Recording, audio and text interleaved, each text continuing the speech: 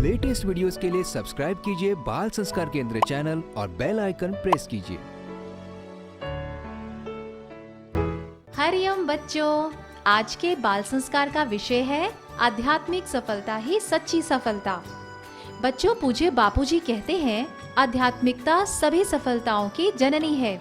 आध्यात्मिक पथ पर चलने से सफलताओं के लिए आवश्यक सभी गुण जैसे ईमानदारी, एकाग्रता, अनासक्ति, उद्यम, साहस, धैर्य, बुद्धि, शक्ति और पराक्रम आदि गुण सहज में मानव के स्वभाव में आ जाते हैं। जिन्होंने भी स्थायी सफलता पाई है, उसका कारण उनके द्वारा आध्यात्मिकता में की गई गहन यात्रा ही है। भौतिक सुख सुविधाओं से वास्तविक सुख और शांति नहीं मिल सकती। आध्यात्मिक उन्नति से ही व्यक्तिगत जीवन का संपूर्ण विकास हो सकता है। सर्वांगीण उन्नति के लिए सत्संग, सद्भाव, संयम, सदाचार, सच्चाई आदि सद्गुणों की आवश्यकता है। पूज्य बापूजी का स्मरण करते हुए शुरू करते हैं आज का बाल संस्कार केंद्र। प्राणायाम। सभी बच्चे टंक विद्या का प्रयोग करेंगे। दोनों नथुनों से श्वास लो, दोनों से लो लो लो, खूब लो।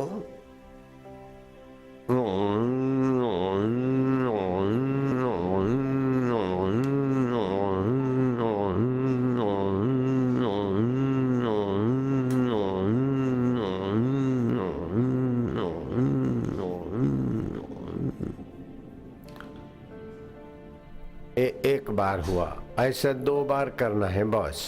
फिर से लो।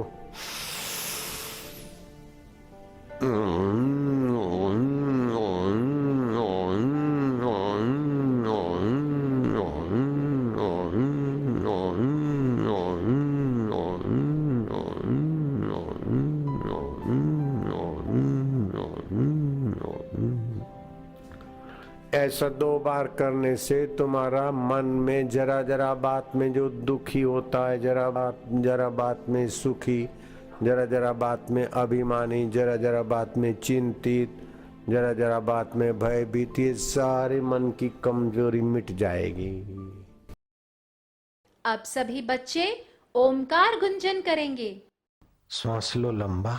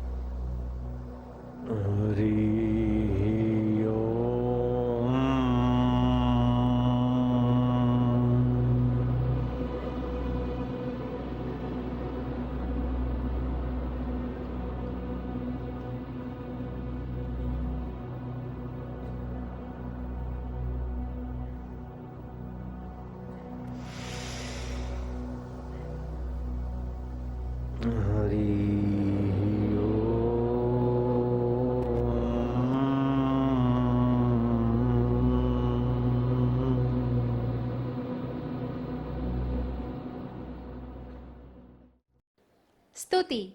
सभी बच्चे अनामिका उंगली से तिलक करने के स्थान पर स्पर्श करते हुए मंत्र बोलेंगे। ओम गं गणपते नमः। ओम गं गणपते नमः। ओम श्री सरस्वते नमः। ओम श्री सरस्वते नमः। ओम श्री गुरुभ्यो नमः। ओम श्री गुरुभ्यो नमः। एकदन्ताय विद्महे वक्रतुण्डाय धीमहि तन्नो दन्ती प्रचोदयात्। एक दंत को हम मानते हैं, वक्रतुंड का हम ध्यान करते हैं। वे भगवान गणपति दंती हमें प्रेरणा प्रदान करें। बच्चों, अब हम सब त्राटक करेंगे। त्राटक से हमारी एकाग्रता और याद शक्ति बढ़ती है।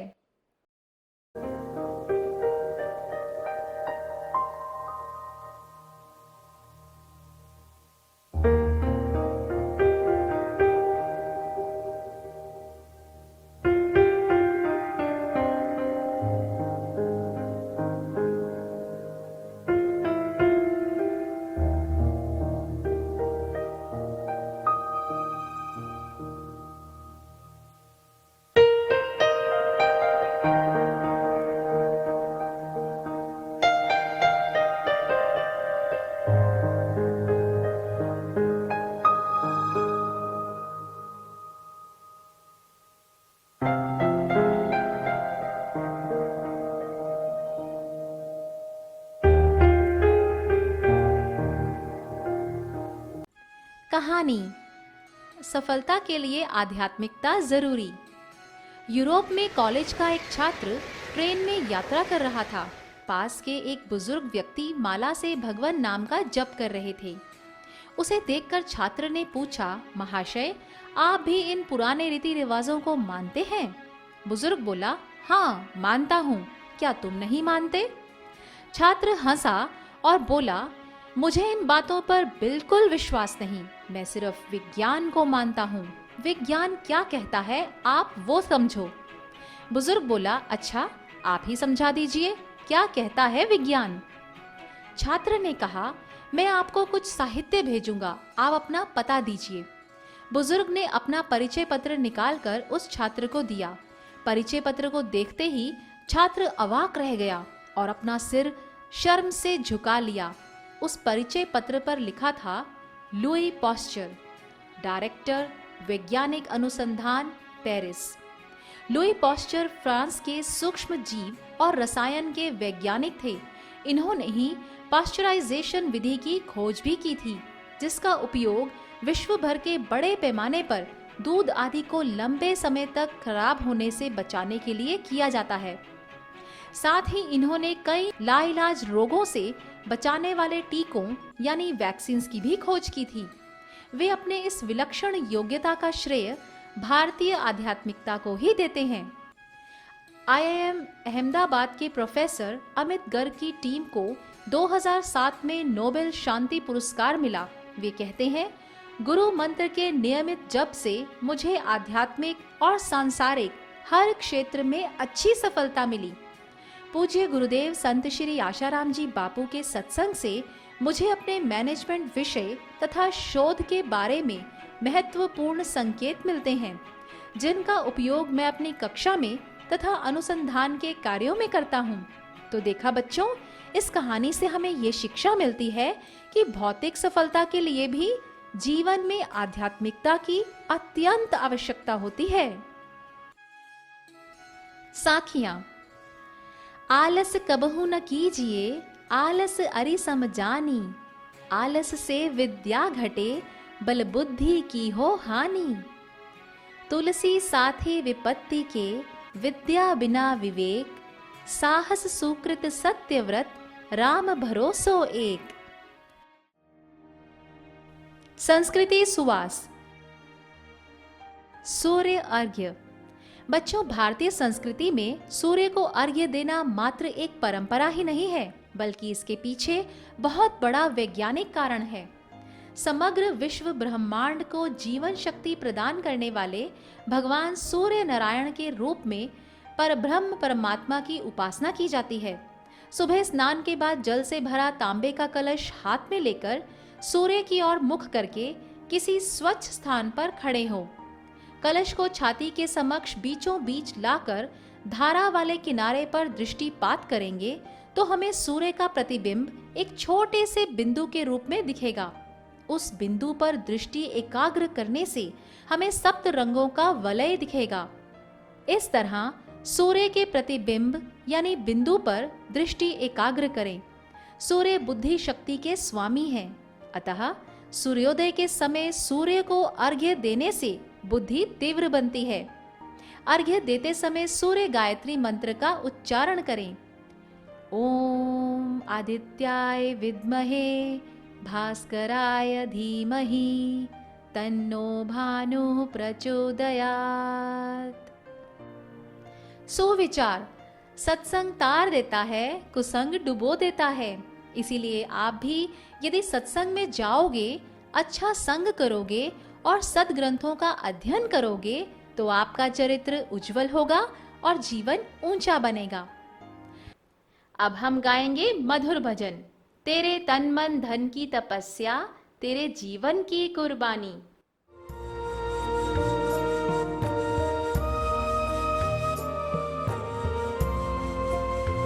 दरिद्र नारायण की सेवा करते हैं, अपना आप लुटाया। गली गली गाँव में जाकर सबको ही सुख पहुँचाया। है विश्व शिखर पर चमका भारत का रत्न नूरानी।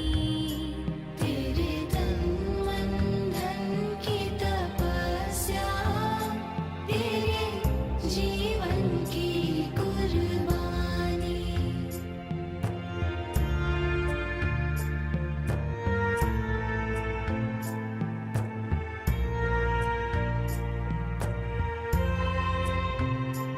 हम ना भूले उस तप को, कैसे तूने गुरु को रिझाया। किन किन राहों पे चल के इस ब्रह्म ज्ञान को पाया। जन्मों के तपन मिटाए, ये ब्रह्म को छूती वाणी। तेरे तन मन धन की तपस्या, तेरे जीवन की कुर्बानी।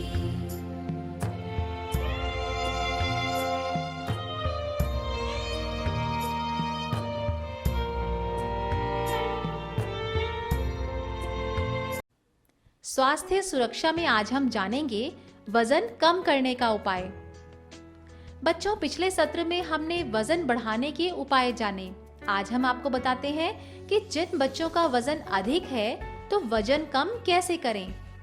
भोजन में आलू, पनीर, मावा, मिठाइयाँ, तले हुए पदार्थ, बिस्कुट, ब्रेड, बेकरी के पदार्थ, jam, ketchup, chocolates, fast food, junk food, soft drinks, ice cream आदि बिल्कुल नहीं खाएं। कम कैलोरी वाले पदार्थ जैसे जौ, ज्वार, बाजरा, मूंग, मसूर, मोठ, अरहर, करेला, मेथी, सहजन, मूली, हल्दी, सौंठ, मुरमुरे, भुने चने, ग्वार पाठा आदि खाएं। भोजन पकाने में तिल के तेल का प्रयोग करें। भोजन के बीच व बाद में गर्म पानी पिएं। भोजन धीरे धीरे चबा कर करें। भोजन के बाद थोड़ा टहलें और वज्रासन में बैठें। प्रातः प्राणायाम, सूर्य स्नान, सूर्य नमस्कार, दौड़ने या चलने का व्यायाम व आसन करें। शारीरिक कार्य बढ़ाएं। अधिक नींद से बचें। दिन में बिल्कुल ना सोएं। मलाई रहित गाय का दूध ले सकते हैं। औषधियाँ। गुनगुने पानी में 1 नींबू, 20 मिलीलीटर तुलसी अर्क व 1 चम्मच शहद मिलाकर सप्ताह में 2-3 दिन सुबह खाली पेट लें। त्रिफला, हरड़, गौमूत्र अर्क, गिलोय आदि अर्क ये आश्रम के सेवा केंद्रों पर उपलब्ध हैं। प्रतियोगिता।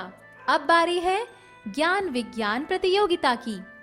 आपको एक प्रश्न पूछा जाएगा। उत्तर में 4 विकल्प होंगे और आपको 10 सेकंड में सही उत्तर बताना है। प्रश्न है, वेदों में से उपनिषद और पुराणों की रचना किसने की थी? विकल्प है वेद व्यास जी, ब्रह्मा जी, कृष्ण जी, वशिष्ठ जी।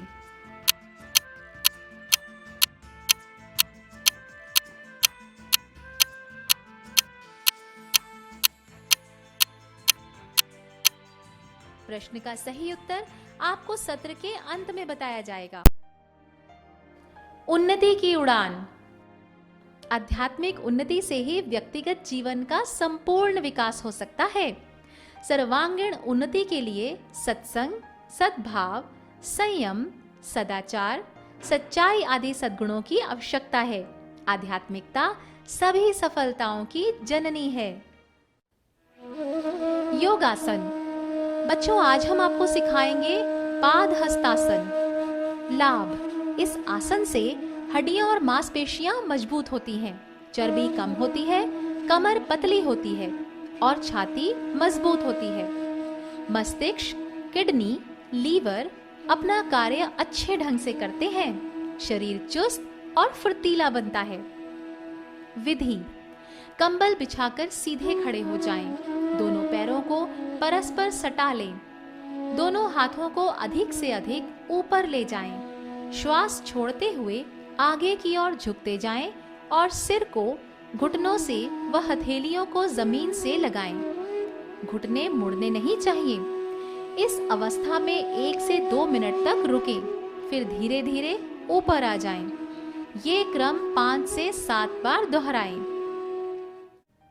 क्या करें, क्या ना करें? निद्रा संबंधी जरूरी बातें। उचित समय पर उचित मात्रा में नींद लेना बहुत जरूरी है। अनिद्रा हो तो सिर पर आंवला भृंगराज केश तेल अथवा शरीर पर तिल के तेल और पैरों के तलवों पर घी की मालिश करें। रात को ढीले वस्त्र पहनकर बाईं करवट सोएं। सोने से पहले सत्संग सुने या सत् साहित्य पढ़ें। कुछ देर ओमकार का दीर्घ उच्चारण करें। फिर श्वासोश्वास के साथ भगवान नाम की गिनती करते हुए सोएं तो नींद भी उपासना हो जाएगी। गृह कार्य। आप किन्हीं 2 ऐसे व्यक्तियों से बात करें जो शिक्षक, डॉक्टर, इंजीनियर या किसी ऊंचे पद पर हों और उनसे पूछें कि विद्यार्थी काल में कौन से सद्गुण के कारण वे इतनी उन्नति कर पाए। फिर अपने नोटबुक में लिखें और बाल संस्कार केंद्र में बताएं। बच्चों, अब हम श्री आशा रामायण जी की पंक्तियां दोहराएंगे। हरि ओम हरि ओम हरि ओम हरि ओम हरि ओम हरि ओम हरि ओम। पावन तेरा कुल हुआ, जननी कोख कृतार्थ। नाम अमर तेरा हुआ, पूर्ण 4 पुरुषार्थ। 47 में देश विभाजन, सिंध में छोड़ा भूप शुभोधन। भारत अहमदाबाद में आए, मणिनगर में शिक्षा पाए। बड़ी विलक्षण स्मरण शक्ति, आसुमल की आशु युक्ति। तीव्र बुद्धि एकाग्र नम्रता, त्वरित कार्य और सहनशीलता। आसुमल प्रसन्न मुख रहते, शिक्षक हसमुख भाई कहते। दे दे मक्खन मिश्री कूजा, माँ ने सिखाया ध्यान और पूजा। ज्ञान का स्वाद लगा तब ऐसे, रहे न मछली जल बिन जैसे। हुए ब्रह्म विद्या से युक्त वे, वही है विद्या या विमुक्त। बहुत देर तक पैर दबाते, हरे कंठ पितुआ शिष्य पाते। ओम हरि ओम हरि ओम हरि ओम हरि ओम हरि ओम हरि ओम हरि ओम। वीडियो सत्संग। समय है पूज्य गुरुदेव के श्रीमुख से सत्संग सुनने का। आध्यात्मिक उन्नति से ही भौतिक उन्नति संभव। पहली बात यह कि प्रसन्न रहना। दूसरी बात है कि भगवान को अपना मान। भगवान हमारे हैं और हम भगवान के। आप ऐसा नहीं समझोगे भगवान बाबा जी के हैं। नहीं नहीं, भगवान जितने बाबा जी के हैं उतने ही बेटा जी के हैं। अभी तो बेटा जी के कभी कभी ज्यादा भी हो जाए, क्योंकि बाबा जी तो थोड़ी देर नहीं भी मिलेंगे तो जानते कि तू हमारे से अलग नहीं है, और बेटा जी को तो जल्दी मिलने को तत्पर है। छोटे बच्चे को माँ ज्यादा प्यार कर लेती है क्या? तो आप भगवान को अपना मानिए।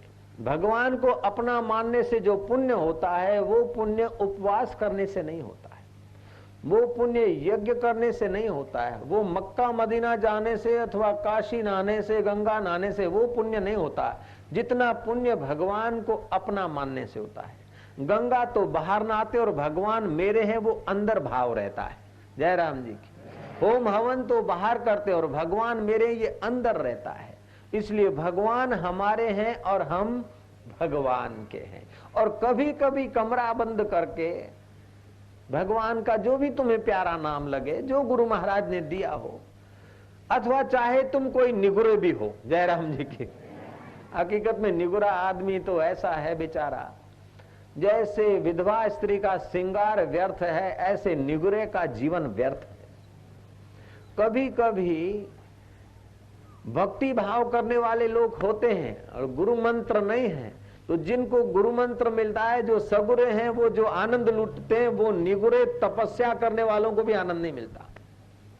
निगुरे लोगों को व्रत उपवास और तप करने से वो आनंद और वो साधना की ऊंचाई का अनुभव नहीं होता है जो गुरुओं के प्यारों को हो जाता है। तो गुरुओं के प्यारों का अनुभव है कि गुरु को और भगवान को स्नेह करके उनसे बातचीत करें और वो प्रेरणा देते हैं।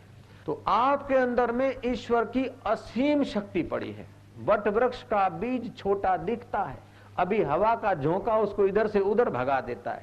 उसी वट वृक्ष के बीज को मौका मिल जाए तो वही बीज जब वृक्ष बनता है तो सैकड़ों पथिकों को आराम करने की योग्यता, आराम कराने की योग्यता उसमें है। सैकड़ों पक्षियों को घोंसला बनाने की योग्यता दे देता है। ऐसे जीवात्मा में बीज रूप से ईश्वर की सब शक्तियां छुपी है। उसको सहयोग मिले तो जितना ऊंचा उठना चाहे, जितना महान होना चाहे, वो हो सकता है। तो कबीर जी ने समझाया अपने पुत्र कमाल को कि बेटा, राम नाम का मतलब है जो रोम रोम में रम रहा है, चैतन्य स्वरूप राम। और उसमें जितना तुम एकाकार होते जाओगे उतना ही तुम्हारी ऐहिक तुच्छ लालसाएं कम होती जाएगी और परमात्मा का रस बढ़ता जाएगा। जितना अंदर का सुख और आराम बढ़ता जाता है, जितनी आध्यात्मिक शक्तियां बढ़ती जाती है, उतनी भौतिक चीजें तो अपने आप पाले हुए कुत्ते की नहीं आती है। फिर उसका आप ठीक उपयोग करो अथवा उसको ठुकरा दो, आपकी मर्जी की बात है। तो आध्यात्मिक उन्नति के पीछे भौतिक उन्नति तो स्वाभाविक होती है। तो भगवान का भजन करने से बुद्धि तीव्र होती है, मन पवित्र होता है, शरीर भी पवित्र होता है। एकाग्रता से सफलता आती है संकल्प की, चित्त की विश्रांति से सामर्थ्य आता है और प्रेम से हृदय में दिव्यता आती है। तो मेरा खूब भार देने का, आग्रह करने का ये उद्देश्य है कि चित्त में दिव्यता आ जाए। आप भगवान को स्नेह करो तो आपके चित्त में दिव्यता आ जाएगी। आप भगवत प्राप्त संतों को स्नेह करो तो आपके चित्त में दिव्यता आ जाएगी। आप पुत्र और परिवार में, पड़ोस में स्नेह को जरा मिश्रण कर दो स्नेह का, तो आपका व्यवहार भक्ति बन जाएगा। और भक्ति में से स्नेह निकाल दो तो भक्ति नौकरी बन जाती। पुजारी बैठा है कि मंदिर में, पुजारी बैठा है मंदिर में, दर्शन करने वाले की नजर तो भगवान के तरफ है और पुजारी की नजर पाकिट की तरफ रह जाती है। क्योंकि उद्देश्य हमारा अगर भगवान नहीं है तो मंदिर में होते हुए भी हम पैसों में हैं, और उद्देश्य अगर भगवान है तो हम बैंक में होते हुए भी भगवान में हो सकते हैं। जयराम जी की। इसलिए आपके उद्देश्य को पवित्र कर लो कि उद्देश्य अपना है भगवत प्राप्ति का।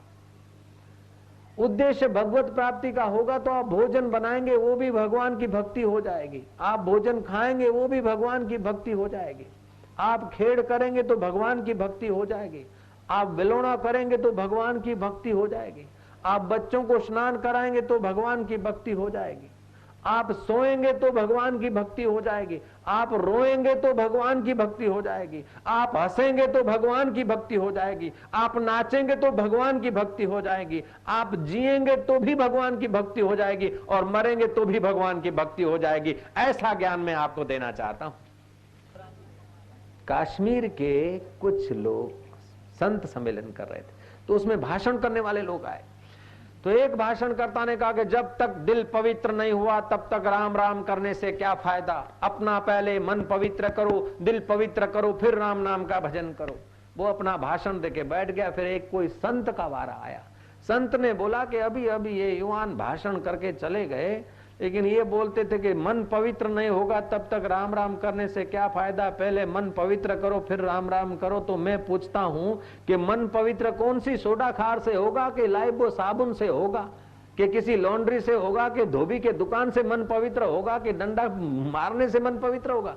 अरे मन पवित्र नहीं है तो राम राम करो, और मन पवित्र है तो भी राम नाम करो। जैसे जिह्वा में सूखा रोग हो जाता है तो मिश्री फीकी लगती है, लेकिन इलाज यही है कि मिश्री चूसते जाओ, जिह्वा का सूखा रोग मिट जाएगा और मिश्री की भी मिठास आ जाएगी, दोनों काम हो जाएगा। ऐसे हृदय सूखा है तो भी राम राम ले लो, और सूखापन मिटते ही फिर राम नाम के रस का अनुभव हो जाएगा। जय राम जी की। एक बाबा जी एकांत प्रिय, उनके पास लोग गए और लोगों की परीक्षा लेने के लिए बाबा जी ने उठाया डंडा। अरे भगो, क्या तुम्हारे बाबा के नौकर हैं? रोज रोज सिर खपाने को आ जाते हो, 3 रोटी टुकड़ा अन्न देते हो और दिन को भी आते हो, शाम को भी आते हो। जाओ, हम नहीं बात करते, भाग जाओ। कुटिया से भगा दिया सबको। तो कोई महाराज घर चला गया, कोई खेत में इर्द गिर्द चला गया। थोड़ी देर के बाद देखा कि बाबा जी टहल रहे हैं, किसी से बात कर रहे हैं। सत्संगी खिसक खिसक के बैठ गए। बाबा जी ने कहा क्यों आए फिर? बोले महाराज, हमने आपसे ही सुना है कि साधक है बेचारा नेवला और संसार है सर्प। नेवले और सांप की लड़ाई होती ना, नेवले और सांप का युद्ध होता है, तो नेवला चालू युद्ध में खिसक जाता और जंगल की बूटी सूंघने चला जाता है, क्योंकि सांप के डंक से उस पर असर हो जाती है जहर की थोड़ी बहुत। फिर जाकर बूटी सूंघता और ताजा हो जाता, फिर आकर भिड़ता, फिर देखता है डंक लगे और फिर खिसक गया और बूटी सूंघ गई। उसको बूटी तब तक चाहिए जब तक सांप को उसने मारा नहीं। ऐसे ही हम भी हैं नेवले और संसार है सर्प। कभी काम का डंक लगता है तो कभी क्रोध का डंक लगता है, कभी मोह का डंक लगता है तो कभी ईर्ष्या का डंक लगता है, कभी घृणा का डंक लगता है तो कभी ग्लानि का डंक लगता है। बाबा जी, हम लोगों का हृदय डंकों से भर जाता है, और तुम्हारे जैसे संतों के कुटिया पे आकर जरा राम नाम की सत्संग की बूटी सूंघ जाते, फिर हम ताजे हो जाते, फिर जाके संसार से भिड़ते हैं। फिर डंक लगते और हम जरा उदास हो जाते हैं महाराज जी, फिर आ जाते और बूटी सूंघते और फिर आगे भिड़ते हैं। ये हम बूटी तब तक सत्संग की बूटी बाबा जी हमको चाहिए जब तक संसार रूपी सर्प को हमने नहीं मार डाला। ये मिथ्या संसार जब तक हमको सच्चा लगता है तब तक हमको सत्संग की बूटी की जरूरत है। ये सत्संग की बूटी इतना प्रभाव रखती है कि संसार में रहते हुए भी संसार का प्रभाव हृदय में न पड़े। ये संसार जो मिथ्या है वो मिथ्या दिखने लगे और आत्मा जो सत्य है वो सत्य की अनुभूति होने लगे। तब तक बाबा जी हमको सत्संग तो बार बार आप हम न सुने तो हमारा कान पकड़ के भी आप सुनाने की कृपा करना गुरु महाराज। चाहे डंडा भी लगाओगे तो संतों का क्रोध भी कल्याण के लिए होता है, प्रेम भी कल्याण के लिए होता है। तेरे फूलों से भी प्यार, तेरे कांटों से भी प्यार, चाहे सुख दे दे चाहे दुख दे दे, चाहे डंडा दिखा दे चाहे आंख दिखा दे चाहे हलवा दिखा दे, लेकिन बाबा जी सत्संग तो जरूर चाहिए। जय राम जी। अब प्रभु कृपा करहु एहि भांति, सब तजी भजन करहु दिन राति। काम क्रोध लोभ मोह घृणा ईर्षा छोड़कर प्रेम उदारता हरि हेत कार्य करें। ये भगवान की बड़ी भक्ति है।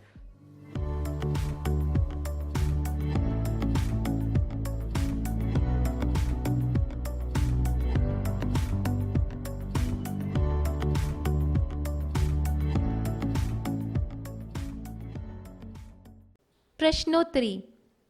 सर्वांगीण उन्नति के लिए किन सद्गुणों की आवश्यकता होती है?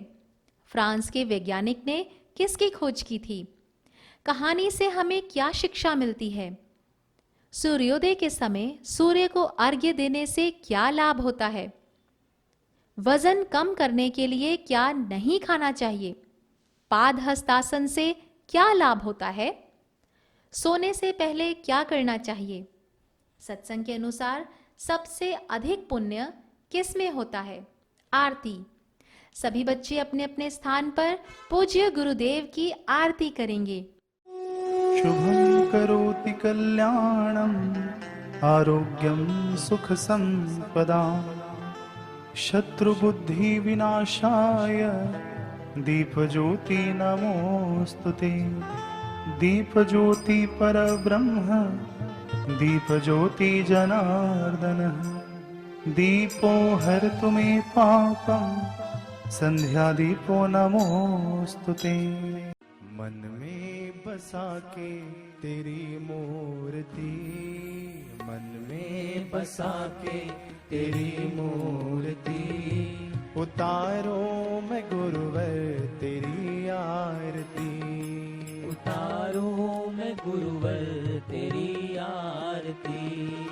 मन में बसा के तेरी मूर्ति, मन में बसा के तेरी मूर्ति, उतारो मैं गुरुवर तेरी आरती, उतारो मैं गुरुवर तेरी आरती। कृपा आपकी भव से है तारती, कृपा आपकी भव से है तारती, उतारो मैं गुरुवर तेरी आरती। मन में बसा के तेरी मूर्ति, मन में बसा के तेरी मूर्ति, उतारो मैं गुरुवर तेरी आरती, उतारो मैं गुरुवर तेरी आरती। ब्रह्मनाद विष्णु शंख भोले का डमरू, बोले सदा सृष्टि में सर्वोच्च है गुरु। ब्रह्मनाद विष्णु शंख भोले का डमरू, बोले सदा सृष्टि में सर्वोच्च है गुरु। वेद पुराणों में भी है यही लिखा, दिव्य पुराणों में भी है यही लिखा, ज्ञानियों विज्ञानियों ने है यही कहा। गुरुमुख से बोलती है माँ भारती, गुरुमुख से बोलती है माँ भारती। उतारो मैं गुरुवर तेरी आरती, उतारो मैं गुरुवर तेरी आरती। काम क्रोध मोह माया लोभ सताए, ज्ञान का प्रकाश सबसे मुक्ति दिलाए। काम क्रोध मोह माया लोभ सताए, ज्ञान का प्रकाश सबसे मुक्ति दिलाए। सतगुरु कृपा है तो काहे काहे डर, सतगुरु कृपा है तो काहे डर। सतगुरु के नाम का अनोखा है असर, गुरु कृपा ही पापों को संहारती, गुरु कृपा ही पापों को संहारती। उतारो मैं गुरुवर तेरी आरती, उतारो मैं गुरुवर तेरी आरती। देव धनुज यक्ष मनुज सबकी भावना, जानते हैं आप करते पूर्ण कामना। देव मनुज यक्ष मनुज सबकी भावना, जानते हैं आप करते पूर्ण कामना। आपकी नजर से कोई भेद ना छुपे, आपकी नजर से कोई भेद ना छुपे। आप अगर चाहें तो काल रथ रुके, आपकी दया दृष्टि दुख निवारती, आपकी दया दृष्टि दुख निवारती। उतारो मैं गुरुवर तेरी आरती, उतारो मैं गुरुवर तेरी आरती। मन में बसा के तेरी मूर्ति, मन में बसा के तेरी मूर्ति। उतारो मैं गुरुवर तेरी आरती, उतारो मैं गुरुवर तेरी आरती। उतारो मैं गुरुवर तेरी आरती। उतारो मैं गुरुवर तेरी आरती। नारायण नारायण नारायण नारायण। इसी के साथ हमारा आज का बाल संस्कार केंद्र संपन्न होता है। अगले सप्ताह हम फिर मिलेंगे एक नए ज्ञानवर्धक विषय के साथ। तब तक के लिए हरि ओम। ज्ञान विज्ञान प्रतियोगिता प्रश्न का सही उत्तर है भगवान वेद व्यास जी। भगवान वेद व्यास जी ने वेदों का विभाग करके पुराण और उपनिषदों की रचना की थी। धन्यवाद।